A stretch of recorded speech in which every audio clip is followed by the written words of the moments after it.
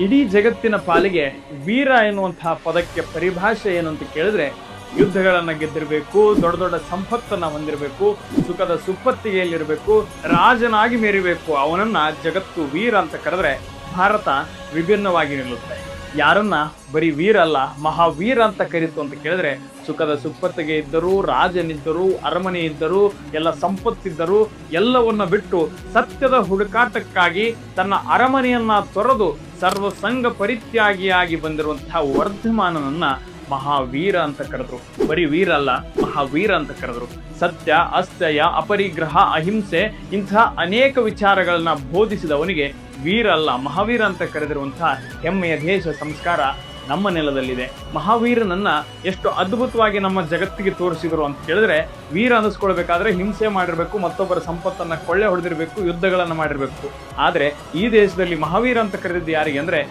ಸತ್ಯ, ಅಹಿಂಸೆ, ಸತ್ಯ, ಅಸ್ಥೇಯ, ಬ್ರಹ್ಮಚರ್ಯ ಈ ತರದ ಅನೇಕ ವಿಚಾರಗಳನ್ನ ಬೋಧಿಸಿ ಸಣ್ಣ ಕ್ರಿಮಿ ಕೀಟಕ್ಕೂ ಸಹಿತ ಹಿಂಸೆಯನ್ನ ಮಾಡಬಾರದು ಅಂತ ಬೋಧಿಸಿರುವಂತಹ ವರ್ಧಮಾನರಿಗೆ ಮಹಾವೀರ ಅಂತ ಕರೆದಿರುವಂತಹ ದೇಶ, ಸಂಸ್ಕಾರ, ಸಂಸ್ಕೃತಿ ನಮ್ಮ ಭಾರತ ದೇಶದ್ದು.